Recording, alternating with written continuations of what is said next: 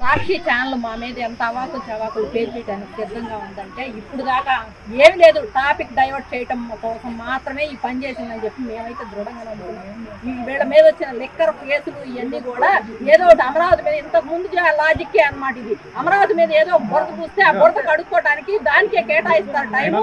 మా మీద ఎవరికి దృష్టి ఉండదని చెప్పి నువ్వు అనుకుంటున్నావు, కానీ నీకు సమానంగా ఏ పక్కన ఏం పెట్టాలో అని సమానంగా పెడతానే ఉన్నారు. దయచేసి ఇట్లాంటి అవాకులు చవాకులు పేలి 11 సీట్లకు వచ్చిన వాళ్ళు ఇంకా 0 రావడానికి సిద్ధమవుతున్నారు కాబట్టి మాట్లాడుతున్నారు. కానీ ఇలా వీళ్ళ మహిళలను అవమానించి ఏ రోజైతే నువ్వు 6 నెలలకు అమరావతి రైతుల మీద మరి భస్మాసుర హస్తం పెట్టి 11 సీట్లకు నాశనం అయిపోయావో ఇక 0 సీట్లకు రావడానికి సిద్ధంగా ఉంది.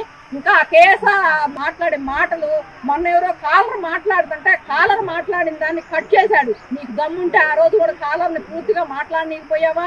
ఆ రోజు మాట్లాడనీయకుండా అమరావతి మీద మాట్లాడుతుంటే అమరావతి వేసులు అంటుంటే నిజమే, నేను టైమ్స్ ఆఫ్ ఇండియాలో చూశాను అని చెప్పి మాట్లాడుతున్నాను.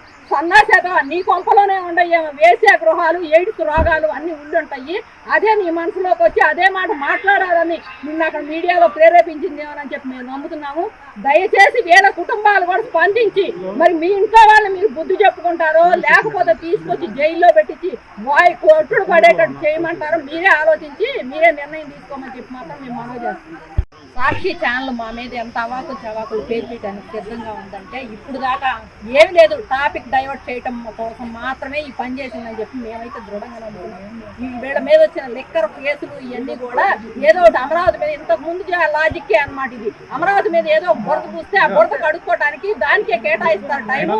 మా మీద ఎవరికి దృష్టి ఉండదని చెప్పి నువ్వు అనుకుంటున్నావు, కానీ నీకు సమానంగా ఏ పక్కన ఏం పెట్టాలో అని సమానంగా పెడతానే ఉన్నారు.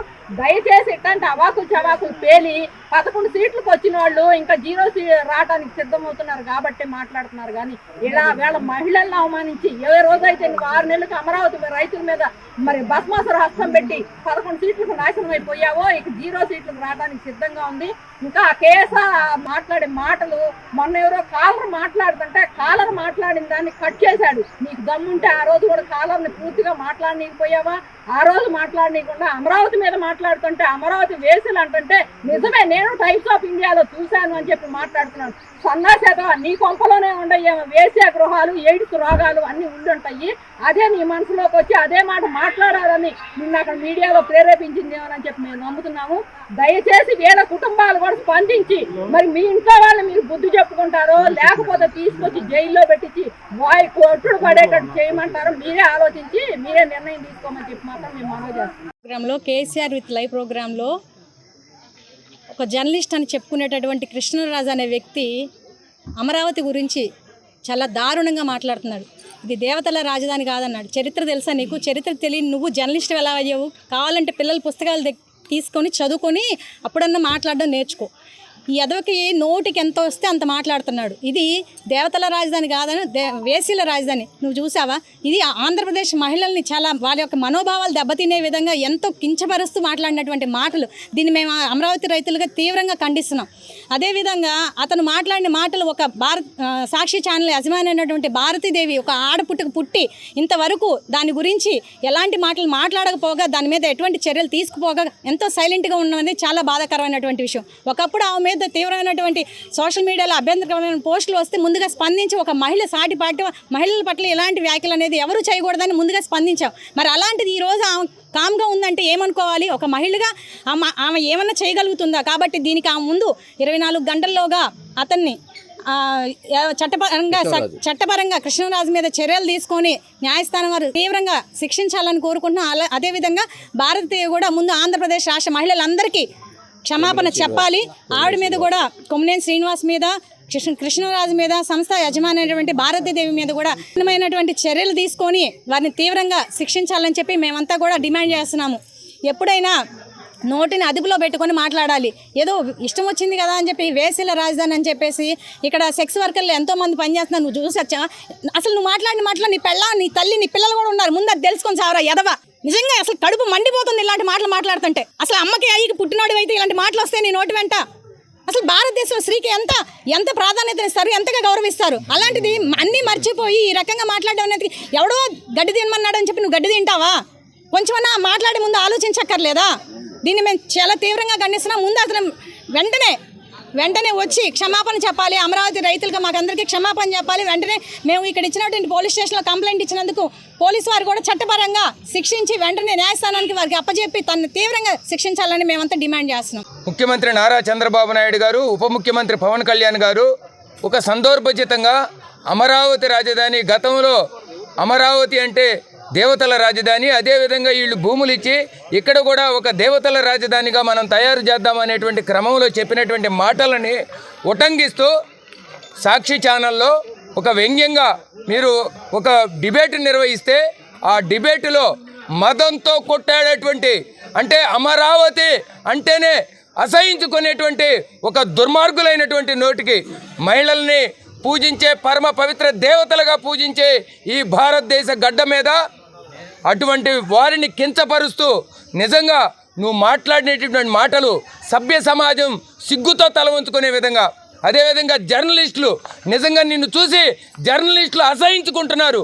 నువ్వు ఇటువంటి వ్యక్తి, సమాజం మహిళలంటే గౌరవం లేనటువంటి ఇటువంటి నీచమైనటువంటి భాష మాట్లాడేటువంటి ఒక వ్యక్తి జర్నలిస్టు అనేదని దాన్ని ప్రోత్సహించినటువంటి కొమ్మినేని శ్రీనివాసరావు. అదేవిధంగా మహిళల్ని నిజంగా ఆంధ్రప్రదేశ్ మహిళలు, అమరావతి అనేది ఆంధ్రప్రదేశ్ రాజధాని, అంటే ఆంధ్రప్రదేశ్ రాజధాని వేశ్యల రాజధాని అంటే నువ్వు అవమానించింది ఎవరిని? ఆంధ్రప్రదేశ్ ఆడబిడ్డలందరినీ అవమానించావు, అమరావతి మహిళలను అవమానించావు. ఇక్కడ సెక్స్ వర్కర్లు ఉండారా ఈ ప్రాంతంలో? చుట్టూ నువ్వు ఎక్కడ నివసిస్తున్నావురా?